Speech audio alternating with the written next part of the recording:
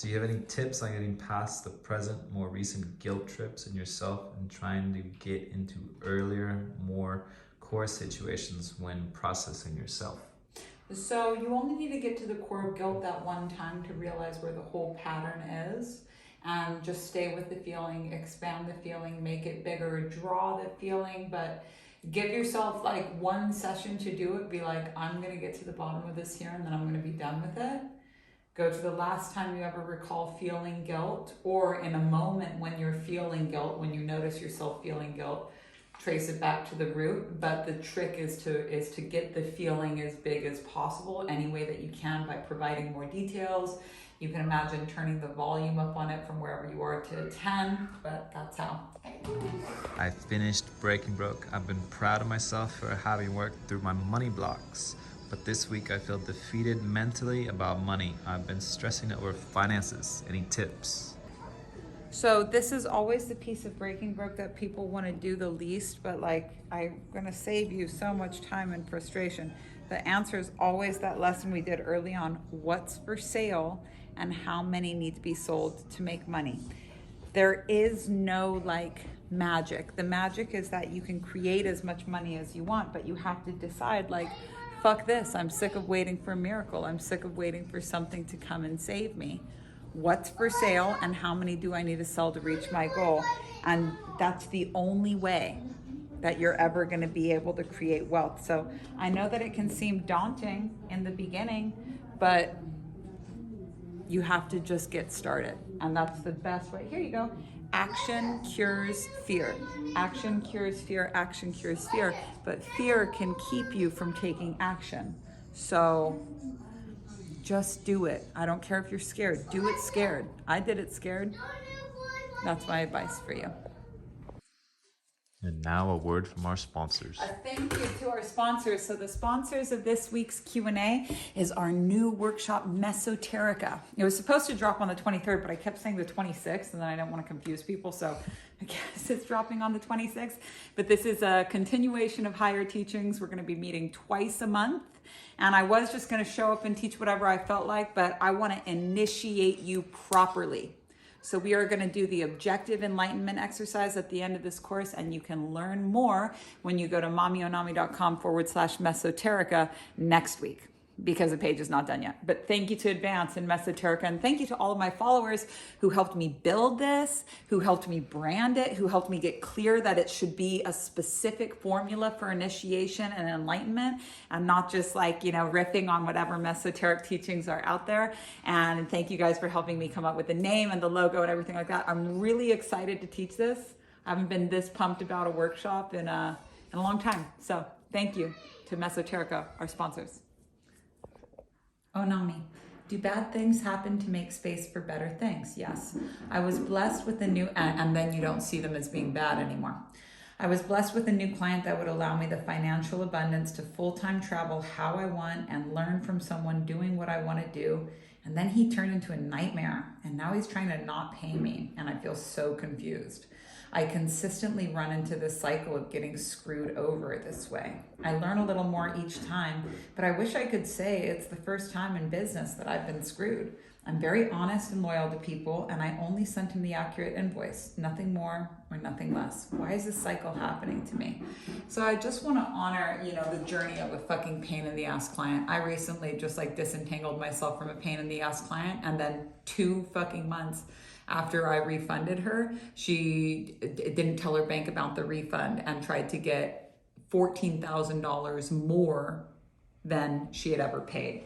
And I just want to know that client was a fucking nightmare to work with from the very beginning. I shouldn't have even signed her, but I don't even know why I fucking did in hindsight. And there was not a lot of boundaries there. I would say that it was probably like a rock bottom for boundaries for me in coaching. I haven't had to have such strict boundaries because my clients had a natural respect for them. And so I was like, oh, cool, this is just working. But then working with this client, I was like, fuck, I really can't have a text me anytime policy with this person. I had given her $5,000 worth of jewelry and couture so that she could do a photo shoot. She pawned all of it. It was a mess. And so I just want to honor the journey of like a fucking pain in the ass client. And a lot of times you can tell they're going to be a pain in the ass in the beginning, but there's some, either, you know, you feeling like it's a spiritual thing to do, or it's, you know, not divine to say no.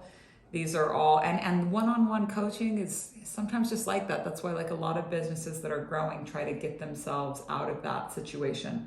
But there are so many things you could do to keep something like that from ever happening again. Like, I have a no refunds policy, and I should have honored that, but I felt bad for this client because I knew she couldn't afford it. And that's why I shouldn't have signed her in the first place, but I fucking did, and that's my mistake. Like, you have to take responsibility for how you are causing the pattern. So if you've noticed this pattern with a lot of your clients, like what is the pattern? Them not wanting to pay you? Maybe your style with one-on-one coaching is going to be pay in full only, no refunds, clearly written on your terms and conditions, and honored by you, because I had that, but I didn't want to honor it. Contracts in place. There's a contract template that you can get in the Empress Academy archives that say, this is what I do, this is not what I do, here's how it's going to go if you do this. Sign it via DocuSign or HelloSign before anything else happens. And maybe it's like scary for you to be like, oh, I would only do pay in full clients, because doesn't that mean I'm going to lose clients? Yeah. And one-on-one clients is not a sustainable way to grow your business. It's too inconsistent. It sells all of your time. It's inaccessible to the majority of the people that are in your audience. It's way smarter to start to focus on group work, which requires you growing up as a teacher and being like, this is good enough to get people results without me actually being there. But locate whatever the pattern is on all of these clients. And the only thing, you probably lost this one. You probably lost this one too. But the only thing that takes the sting out of a disrespectful situation like that is a good, strong boundary, so that you can look yourself in the mirror and say, this is never fucking happening again. I'm going to take this client to court if it goes that far. If for some reason the bank dispute doesn't go in my favor, I'm going to take her to court. Maybe it's not, you know, the turning the other cheek, but I'm kind of sick of being in this pattern, and it doesn't need to happen to me over and over and over again for me to take action that guarantees this shit's never going to happen to me again. So that's why it's recurring for you. Take that action. Don't look back. And please learn from my mistakes, because they've become expensive. Don't ever renege on that. Is it renege? Renege? What's it? Renegotiate? Renege, or R-E-N-E-G-E. Don't go back. Don't go back on it. Good, strong boundaries are good for you and also good for your clients. And sorry, nightmare clients happen sometimes, and it makes you want to never coach anyone ever again. I totally feel that, but don't rule it out altogether because you have a cunty hook one time. Cool. Thanks. I have a question about doing the processes for Wheels Reinvented, about the shame and guilt I feel around the mistakes I've made as a mother. It consumes me. I keep trying to work with the second chakra and keep being met with how my unhealed pieces and reactions have affected my daughter. It's distracting my own process. Yeah. That's why I said in the last lecture, like, I am so fucking happy that I taught this after having kids, because otherwise I would have had this like perfectionistic, like most people have until they become parents or forgive their parents, where they think they were like this perfect child until their parents traumatized them. The key for undoing this one is actually going to be on forgiving your own mom, because we get really satisfied with like being perfect unlike our parents. We say, oh, I'm never going to be abusive like my parents, and we categorize like every single spanking we ever got as abuse. And so we're referencing a resentment that we have towards our own parents, as opposed to seeing it clearly. And like the beautiful thing about having kids is that you realize that like kids are just psycho sometimes, and mom is really tired sometimes. And maybe your mom wasn't a horrible person all those times. Maybe she was just really tired. Maybe you were being a fucking asshole as a kid. And so that's the beautiful thing about having kids, is it makes it much easier to forgive your parents, provided you're not really clinging to that. And the fourth way, they say that you only have to give up one thing, which is your favorite brand of suffering. And a lot of people's favorite brand of suffering is blaming their parents. And if they don't have kids, they'll never really be pushed to confront how hard it is for any parent to be a parent. Nobody's perfect. No one can do it all the time. But when you forgive your parents for the big shit, you'll know that you're forgiven for the big shit as well. I've fucking lost my temper plenty of times as a parent. I've been stressed out. I've been to my limit, but I forgive my mom, so it's easier. I have a workshop called Mama Tried that's in your subscription. It's all about forgiving mom. It should help. Yes. Why does orgy FOMO trigger my abandonment wounds? LOL, as a gay person in New York, the opportunities are endless and not even necessarily interested, but there's a fear of not going. I'm also on semen retention, so it's not even like I have that great of a time anyway, but for some reason impending doom appears when I think of being left out or not participating. I totally get it. So the reason why it triggers your abandonment issues is because the pleasure and the abandonment come from the same chakra, which is your second chakra. Now, addiction, which also comes from the second chakra, is having pain and pleasure confused. So from everything that you said, you're clearly on your way out of the addiction, and we all know how real sex addiction can be, where you think the result is going to give you pleasure, but actually it leads to like more insecurity, more FOMO, all of that. But as you're getting over an addiction and like everything that you said, semen retention, all that, you're literally on the path to not just greatness, but like real ass sustained pleasure. It's just that addiction saying, are you sure you want to categorize this orgy as pain? Are you sure you don't want to put this in the pleasure department? Are you sure? And all you need to do with it is like, yes, I'm sure. Tell the truth, speak the truth. The truth is that every time I go, I don't have that good of a time. And honestly, like maybe people there aren't having that good of a time either. They just don't know how to say no. This is such a danger we get into in our second chakra. But you're never going to have the pleasure of yes without learning how to say no. And when it comes to sexual healing and like forever pleasure, you have to reconcile like all those times you said yes because it was easier than saying no. So you are on the exact right path. This is just how healing and addiction goes. You're correctly categorizing it, but as it's on its way out the door, it's like, are you sure? Are you sure you just don't want a little bit of this? So that's what it is. Thanks. What are we doing? We are about to start. We're about to start shooting Erotic Wealth video 7 out of 20. We're making steady progress on that, and my son requested a tamale that I'll have to pick all the pieces of corn out of, so it's a good time to answer some questions. That's what we're doing. All right. Action. I'm curious to know about the presentation of mental health issues in the chakras and if healing these core wounds can help heal our mental health as well. I do a lot of lifestyle practices to keep my mind in check, no meds, and while I know that bipolar 2 was a diagnosis given to me as a result of my spiritual awakening, I have understood it was a way, and she says she doesn't expect that to be the truth. I've understood it was a way that I fragmented my mind, which I've been piecing back together while unpacking trauma. I think it's something I will always have to consider. You can always consider if it's useful for you, but for me, there was either the explanation of what was right with me or what was wrong with me, and choosing to discard completely what was wrong with me and be like, this works for me. This works for my life. In my community and the people that I like to be around, this is how we explain this. It's a difference, but it's just like magic and muggles. The people that get it, and the people that don't, like maybe they're just not your people. But the healing these core wounds absolutely does heal your mental health, because this is the origin of that feeling. And the longer you had that feeling, the bigger of an impact it started to have on you. But it doesn't change the fact that like you weren't born with this feeling. There's no imbalances in the brain. Like they're just figuring this out now, but it's like clinically proven that these are not imbalances in the brain. This is the feeling landscape.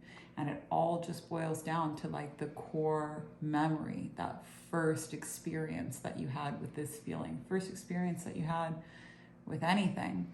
So it absolutely does help with mental health from that perspective. And good dying nonsense, you can throw that shit out. I know that for a lot of people, that are very attached, like receiving a diagnosis explained a lot to them about their life. And for people for whom that's like something that they really lean on, you know, maybe it's not in this lifetime for them to let that go. But if it is in any way hindering you, making you think there's something wrong with who you are, how you are, throw that shit out.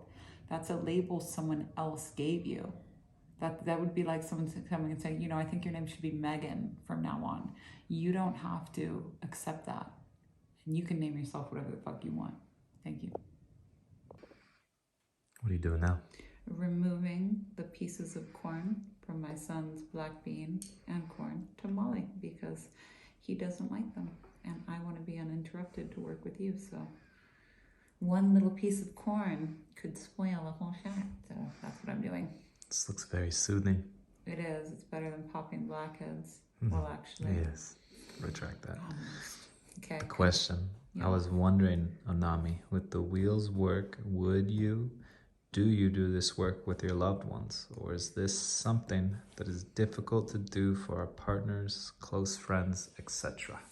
So that's why we have that in the first chakra with that stuff I call like dosing, where you don't have to, because like I've done this work with a lot of my family, but they don't want to be like consciously coached by you. And if you just ask them like, oh, when was the last time you felt that way? Or if they're describing a certain feeling, like I always get this tightness in my chest, and you're just like, oh, when was the first time you ever felt that way? Then that alone is enough. But anytime I've tried to do something deeper than that, or my friends and family get the idea that I'm coaching them, they really don't like it. And I've actually lost a lot of friends over this, but it was mainly just because they don't realize that I'm like this all the time, that I'm like into spiritual stuff all the time. And that's really not their fault because I was faking it for most of the time that I knew them. So they don't know which one is the real me or the not me. It makes sense for them that the person they knew who's dead now,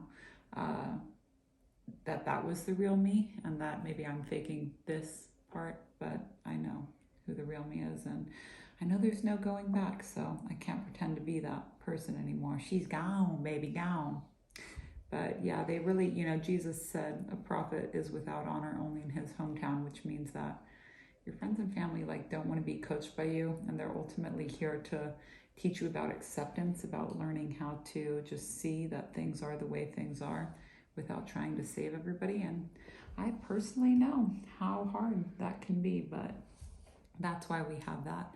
That's why we learned that one from the Rig Veda first. Coming, babe. I just finished pulling the corn out of this. Thanks. Good job.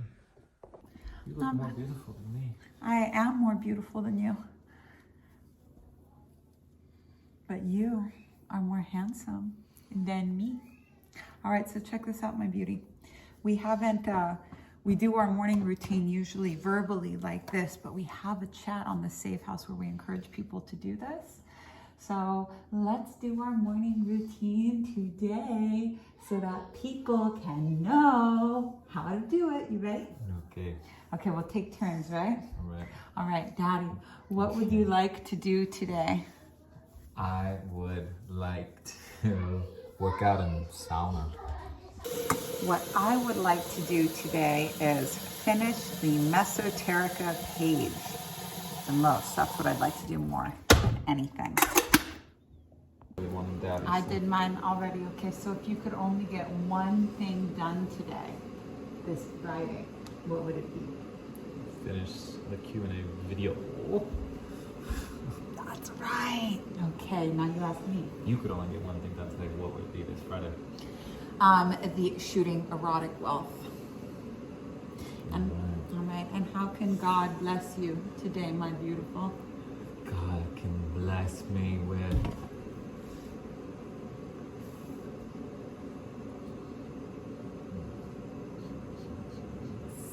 seeing the magic throughout the day. Oh, wonderful. Well, you can start by looking at me.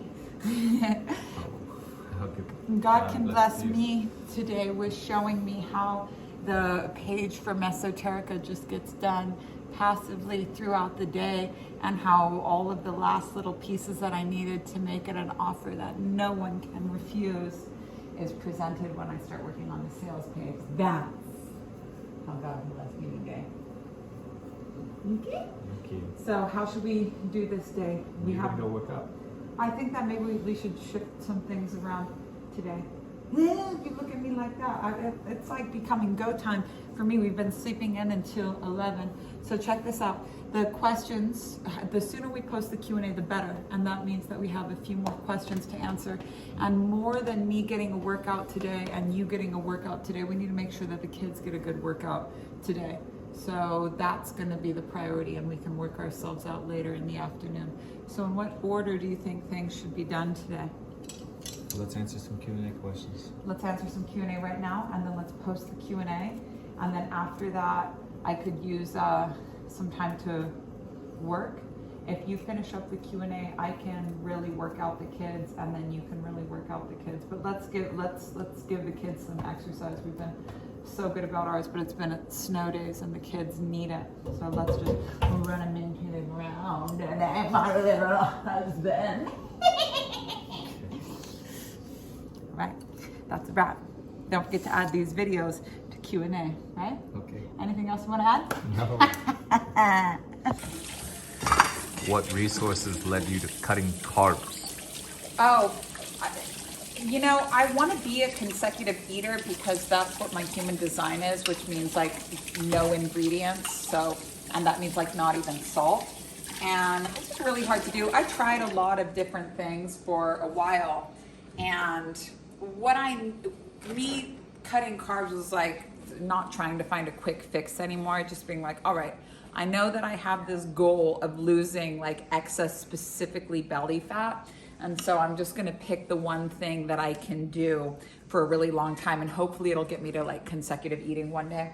And I made a commitment to just like not checking to see if it was working or not. I'm just like, I'll put my head up in June and see how it's going. But the biggest obstacle to me ever consecutive eating, which is my human design, was carbs, because they're all like mixed up basically. So after like all of the things that I tried, it just seemed like the easiest thing to be able to do.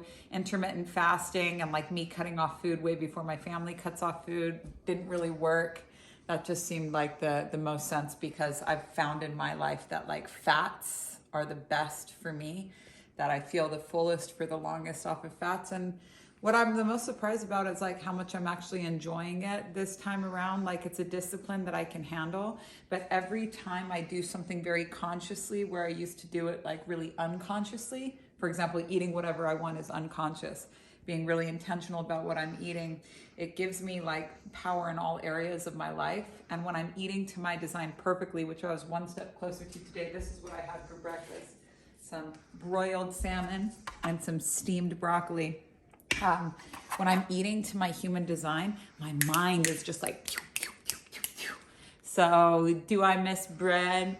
Yeah, but Dad last night was saying that like the pizza looked so good, and it's like, I would rather feel so good than have the thing that looks so good, because I hate being bloated. And I used to think that bloated feeling was me being full, but actually it was just me being bloated. So that's how I came to that. If you want to know what your human design eating type is, I'm pretty sure Jenna Zoe, her chart gives human design. I have a human design reader, but he's expensive as fuck. But he's very, very good. But if you go to myhumandesign.com and go to and put your stuff in, it'll tell you what type of eater you are, and then you should look that up and try and follow it. Some people have like what they need to eat, like me, just ingredients. And that's also how my son is here to eat, although he's alternating consecutive. So he doesn't need to eat all the salmon and then all the broccoli. He can do a bite of salmon and a bite of broccoli, but it's not meant to be sauced up. It's not meant to be mixed up foods. That's not what makes him feel good. And alternate consecutive eaters have very like light appetites as well, which isn't something you ever need to be worried about. But other people have eating type, which is like how they eat. So for example, my husband can eat whatever he wants, but he has to eat in peace and quiet.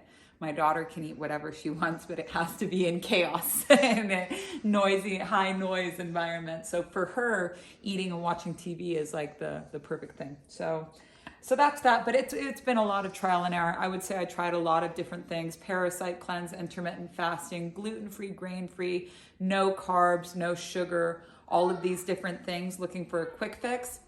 But if you lose the weight, I got a parasite, nothing will make you lose weight faster than that. For ladies, if you want to like gain or lose weight, it's 90% diet. Like the working out is really just for like the mental part of it and how you feel, unless you specifically want to be like bulked up. But even to see those, like you have muscles, it's just under fat. So if you lost fat, you'd be able to see all of that all of that muscular definition. And that's 90% diet, like for real. So finding, if you lose weight fast, like I did with the parasite, you'll gain it back really fast. If you lose weight really slow, it'll be very slow to ever come back on. So finding, like getting rid of this idea of a quick fix or instant gratification, which is like the theme of erotic wealth, getting rid of that instant gratification when it comes to your body, having the goal in mind and just showing up every day knowing it's gonna be a long ass time until you see results. Picking the thing that's not just something you can do for a long period of time, but is also directed to how you're actually here to eat via human design, because that's what's going to keep your brain and your body and that's the fuel that your body is meant to consume. So that's what I would recommend. Get it out of your head at all, the quick fix. Accept that it's going to be a really long time and that it's 90% going to be on the diet. So do workouts that you love and workouts that challenge you and workouts that make you feel beautiful, but do double, triple, quadruple, 90 times down on the diet, picking whatever it is that you can do for a really long period of time that also corresponds with your human design, how you're here to eat. And you can go to myhumandesign.com to get that. Or if you're looking at your regular human design chart, it's what is determination, is how you're here to eat. And you just look up videos or blogs on how to do that. But I feel great. That's the most important thing, is that every single day I feel great. So I'm not weighing myself, I'm not measuring myself, but like the bloating is gone. And that's like, that was a real pain in the belly for me. So thank you. How do you create clarity for your life and what you want? I struggle to do this for myself when I can easily help others do this. Okay, so here's 3 solid tips for how to get clear about what it is that you want. The first one is understanding that some people think in words and some people think in pictures. And so which one are you? I think in words, and the pictures only come when I've given it words. My husband thinks in pictures usually, right then? Yeah. Great. So understanding this is really key, because if you think in words, you're not going to be able to visualize like that. You're going to need to write a story of a day in that life. So that alone might be really helpful for you. Once you have that, you can go on Pinterest, look for things that correspond with that. Use Canva to do a background remover and actually install, let's say you find a picture of the kitchen of your dreams, find a picture of yourself, go to Canva, remove the background on the photo of you, install it on that kitchen, and put that as the background of your phone so you can start to see it more often. If visualizing is really hard for you, you can also do purple fire meditation. You know what purple looks like, you know what fire looks like, but when you combine them together, you're putting something new in your field of vision. It helps to open up your third eye in that way, especially when combined with breath of fire, really useful. The second hack is super important. Tony Robbins calls this RPM. Danielle Laporte calls it desire mapping. Anyone in the spiritual community understands the importance of feelings. So when you don't want to manifest something that you don't want, think about how it is that you want to feel in the future life. So like how I want to feel in my new house is just like every single time. Awestruck, like a little child again, just like, cool. And then the third hack is you can ask to be shown. I don't know what I want, but you do. Please show me the way. Please show me the way. Guide this session on Pinterest right now. And then keep your eyes open for all of the things that will start presenting themselves to you. And if you see something that you really don't want, turn it into something that you do want. If you see someone working 80 hours a week, universe can't do anything with what you don't want. But if you change it, the universe can do something with it. So you see someone working 80 hours a week and you go, thank you for showing this to me. I would like to work 8 hours a week. Thank you. Ashe. If you see something that you like, 50% of like, that guy's really hot, but he's also dumber than a box of hammers, you can say, hot like that, but with a mind like this. You're welcome. Is there a specific chakra healing around anger? Yes, it's As the heart I've been chakra. doing wheels, I've found quite a lot of anger coming up again. I've always dealt with it as I'm so passionate about XYZ, but it doesn't feel like enough now. Yeah, I got you. Anger is sadness down the road. So you're really sad about something, and your life purpose is like the thing that breaks your heart, right? So if you're really passionate about stopping this or starting that, is because there's probably sadness at the bottom of it. And when you speak from sadness, because like anger gets people really riled up, and then the momentum wears off. Because once the anger wears off and you hit the sadness, a lot of times people don't know what to do with that. Martin Luther King was a really good example of like speaking and orating coming from the shared sadness. And that's vulnerability, is being able to tap into it from the sadness. Now, at the root of that sadness is your story. Like, people will be able to argue about what's right and wrong in your politics and all of that until kingdom come, but they can't argue with your story of why you're so sad about this in the first place. Every time you tell your story, it gets stronger. Every time you tell your story, new aspects of it come forward to assist you. Every time you tell your story, people are like, wow, because people don't ever remember what you say. They remember how you made them feel. And telling them the data, like, did you know that X amount of people are trafficked every day? They don't remember any of that. But if you tell them, this is my experience with this is why this breaks my heart, they remember that forever and ever. So anger is coming from the heart chakra. I say you can get to any chakra through the heart chakra because it's the journey of the heart. Anger is really useful in the sense that it can point you to what it is that you're sad about. And when we're getting into Anahata the week after next, we just finished shooting the workouts and the breath works and stuff for that. So I guarantee you, we will hit that, queen, from this way, from this way, from this way. We're going to get that for you. Hey guys, I'm a little confused. I don't know where to start. I'm jumping all around the place. Can someone please explain, where do you start? Yeah, baby. So I answered this for you in Wheels Reinvented, so you can see it over there. And if you want to see how this works on more people, you can go to the Introduce Yourself chat. But I recently added like a pie chart as something that we used to do with people on the Brew Hub report, where you can rate. I give you all these different categories of your life and you rate where you are with them right now. You don't need to print anything out. You just take a screenshot of it and then just post that screenshot here in Q&A. I'll be able to see and direct you right towards that. But just so that you don't have to wait until Friday, like, what did you come here for? Did you come here for trauma work? Just stay working on the trauma work. Don't pick up a 40-day practice like Breaking Broke 2.0, because it's going to be a lot while you're doing Wheels Reinvented. Wheels Reinvented is like 3 hours a week. Breaking Broke 2.0, if you do the workouts, it's going to be too much for you. So just focus on the Wheels Reinvented, keep showing up, keep doing what you're doing, and let everything else just be for browsing, just for fun. It is enough to just work on this one thing at one time. And if you want to know the perfect order in which to do things, the way that I've designed it to go, just go to mommyonami.com/safehouse, look over that curriculum and why it is that I've organized it that way. But if you fill out the little pie chart for me, the pie of life, I can tell you what other resources you would bring in, and but just doing Wheels for now is enough. It's big work and you're going through some really big stuff right now. So that's what I got for you. I got my eye on you.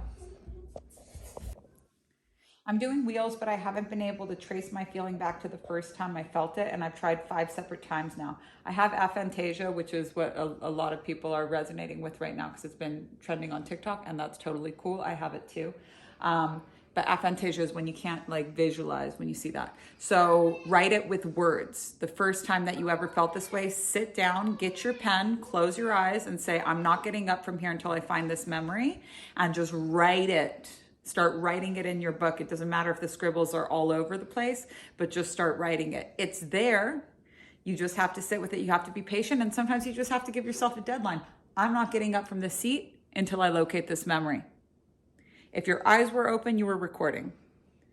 If you're still alive, you can access that memory, but it might be easier for you to write it. So you can do this, commit to doing it, and do it. I trace back a shame feeling to a time when I was 6 or 7 and I was fantasizing about intimacy in the only way I knew what intimacy was, which was kissing like in the movies. I remember fantasizing about a younger relative of mine. I knew even then that I was not attracted to this person and I knew it was wrong. I remember thinking like, wow, I wish I had another guy I felt close to, not my relative. I felt shame and I believe this is the first time I felt that. My question is, am I supposed to investigate why I would even think of my relative in the first place, or just leave it as child innocence? Because what if there's an even earlier memory that I haven't tapped into yet? No, you can trust the memory that comes up, and that was just the first person that you thought of. So what I would do to heal this, and where I would do your just because doesn't mean, it's just, taking into the account the setting. Did you know a lot of other people around that age? Were you showing intimacy to someone you love? Was that the only person that you could think of that you loved at that time? And all you need to do to heal this and get rid of that shame of like, I'm dirty for the things that I want, is to just take it, like you said, the child innocence. This is the first person that popped up into your head. And that's what intimacy was. Just because you had a fantasy as a child about someone you were related to doesn't make you dirty, doesn't make the things you want wrong. Thank you. Always love to give you guys a little update of what we've been working on. What I was working on all this week was mesoterica. This is my sole focus right now. So I've been pretty stoked about that. And also, we've been snowed in, so it's been a lot of this mommy all day. This week for me has been working on my wheels homework, which I'm doing a great job staying up to date with, finding times to watch the videos, to listen to everything that I need to listen to, and also getting everything up and posted that I need to. It's been good having work to do, and reading. I've been reading a lot this week as well since we've been snowed in, and haven't been jumping on the TikTok. Deleted it from my phone this week so that I didn't just mindlessly scroll, and it's been nice reading some books that really helped me broaden my way of thinking. It's been a good week.